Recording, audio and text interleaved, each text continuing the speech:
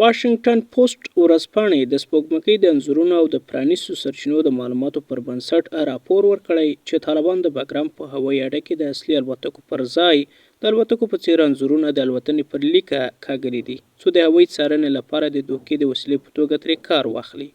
دا څېړنه چې د تیرو 4 کلونو انځورونه رانغاړي ښیي د بګرام هوایي اډه چې پخوا په افغانستان کې د امریکایي ځواکونو ستره اډه وه اوس نږدې تشه ده او پکې د پام وړ د پوځي فعالیت نښې نه لیدل کېږي. ناتوانی‌های طالبان هست و هم میتونه در واقع فریب افکار عامه و دنیا بوده باشه که قدرت کاذب طالبان را نشان بده. د 2021 کال د اګست له میاشتې وروسته کله چې امریکایي ځواکونه ووتل طالبانو هغه پوځي اډې تر خپلې ولکې لاندې راوستلې چې امریکا د 20 کلونو جګړې پر مهال جوړې کړې وې. خو بګرام د دغو اډو تر ټولو مهمه او لویه اډه وه.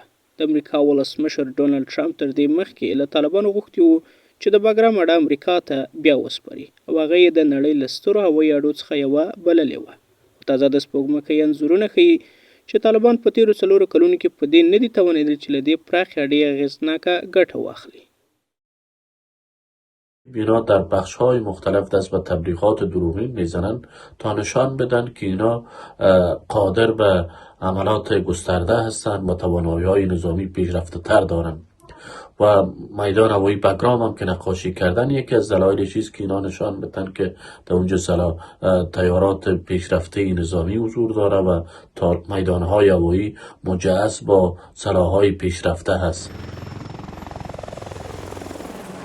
دا په داسې حال کې ده چې د سیګار د راپور له مخې متحده ایالاتو شاوخوا د 1 میلیارډ ډالرو په ارزښت پوځي تجهیزات چې 250 زره بېلابېلې وسلې او 18 زره د شپې لید کمرې پکې شاملې دي په افغانستان کې پرېښي دي. په راپور کې راغلي چې د دغو تجهیزاتو لویه برخه اوس په پاکستان کې لیدل شوې او د هغو اورپکو لاس ته لوېدلي چې له طالبانو سره وفادار دي. هغه ادعا چې طالبانو تل رد کړې ده.